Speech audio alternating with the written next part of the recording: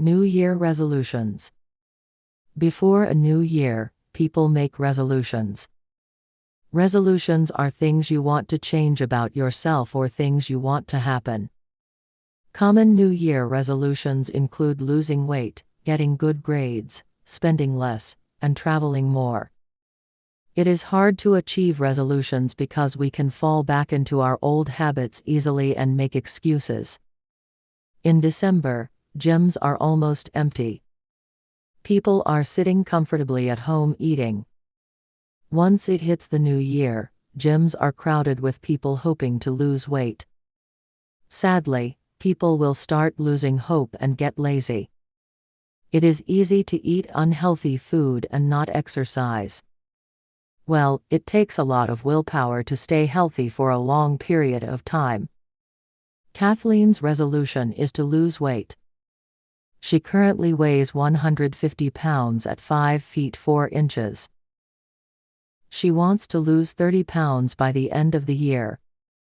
Kathleen bought a year-long gym membership. She decided to buy it for the entire year instead of month by month as a way to stop herself from canceling.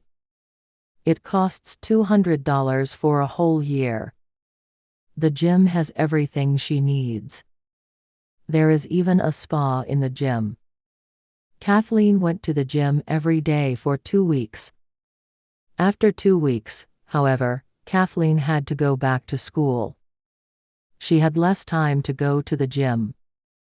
Even when she did have time, she did not go because she was tired from class. She still managed to go to the gym twice a week though. The job search. Sarah wanted to get a job to save up money for her future. She did not want to keep asking her parents for money. She thought getting a job would be a good way to build her experience. Since she never had a job before, she decided to start with a simple part-time job.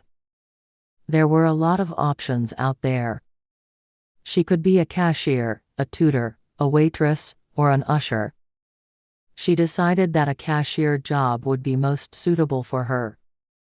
This was a job that seemed simple enough that she could learn. It would also let her interact with people, which is her favorite thing to do. Sarah did not have a car, so she needed to find a job that was close to her home and school. She was still going to school, so she needed to find a job that was flexible. She walked around the restaurants and stores in her neighborhood. Some were hiring, others had all their positions filled up. She applied to 10 different places. Her top choice was her favorite frozen yogurt shop. They usually asked for a resume, a cover letter, and an application. She was excited to continue with her job search. 2 weeks later, 5 places contacted her for an interview. They were a movie theater, a yogurt shop, a candy shop, a video game store, and a coffee shop. She did not mind any of the jobs. They all seemed suitable for her schedule. She deleted his number. Johnny dated Robin for 3 months, but now he decided to break up with Robin because of his job. He would be working 50 hours a week. He wouldn't have enough time to invest in her. Robin was sad. She didn't want to break up with him. She thought he was not trying hard enough. She thought he should have made time for her. It took a long time for Robin to get over Johnny. He popped in her mind every day. Little things would remind her of him. For example, she saw a pink rose on the ground and she thought of Johnny. It was because Johnny gave her pink roses when she was accepted to dental school. Robin would cry and talk about Johnny to her friends. They felt sorry for her. How could she think about one person so much? Robin said she still had hope that they would get back together. Her friends said that she needed to stop thinking that. They suggested that she delete his number. It took Robin a long time, but she eventually deleted his number. She also deleted him on Facebook. She felt so much better. She was no longer constantly reminded of Johnny. 3 months later, she got a text message from an unknown number asking her to meet up for coffee. She texted, "Who is this?" Johnny realized that Robin had deleted his phone number. He decided to say, "Wrong number. I hope you are happy though." Robin thought to herself, "I am. Not so average." Julia always felt average. She did not have any special talents, but she also was not bad at anything in particular. She always got B's in class. She was neither fat nor skinny.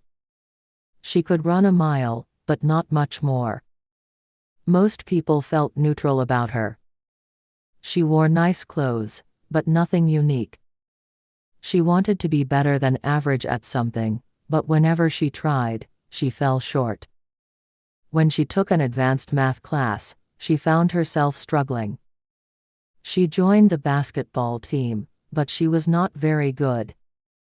As Julia was walking to school, she suddenly felt something in her head. It didn't hurt, so it was not a headache. All of a sudden, she saw a cat stuck in a tree in her mind. It was almost like a vision. That was weird, she thought. She continued walking to school. Then, she saw a cat like the one in her vision. It climbed up the tall tree and could not come back down. It was stuck. Julia realized that she could see the future. Julia would get her visions randomly. She wished she could control it, but she could not. Sometimes she would get 5 a day and other times she would get them every 2 weeks. Julia loved her visions though. She felt that it was a special power that gave her advantages. One time she had a vision that her friend was going to die in a car accident, so Julia made her friend not drive that day. Julia did not tell anyone about her visions. She felt like people would not believe her. Embarrassed to be seen. Melanie had liked Paul for a long time. One day, she just told him that she liked him. Paul said he liked her, too. He asked her if they could get dinner at his house. Paul said that he cooked well. When Melanie went to Paul's house, Paul was a perfect gentleman. He took her coat, he let her sit down first, he served her food, he made salmon with kale and broccoli. They shared stories about their childhood and what they wanted for the future. Melanie enjoyed the date.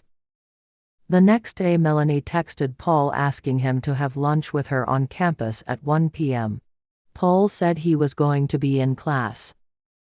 However, Melanie saw Paul sitting with his friends near the patio. Why did he lie to her?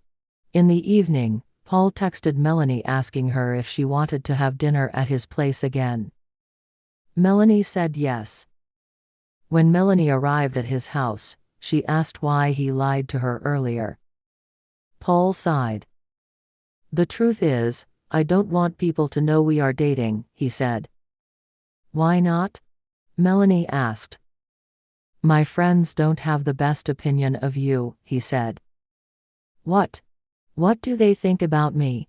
she asked. "They just think you're kind of weird and too talkative," he said. "So you are embarrassed to be seen with me?" she asked. "Don't say it like that," Paul said. The next day Melanie went up to Paul and his friends. "Just so you know, Paul and I are dating," she said. His friends were shocked and could not believe it. "Is this true, Paul?" they asked. Paul owned up to the truth and admitted it.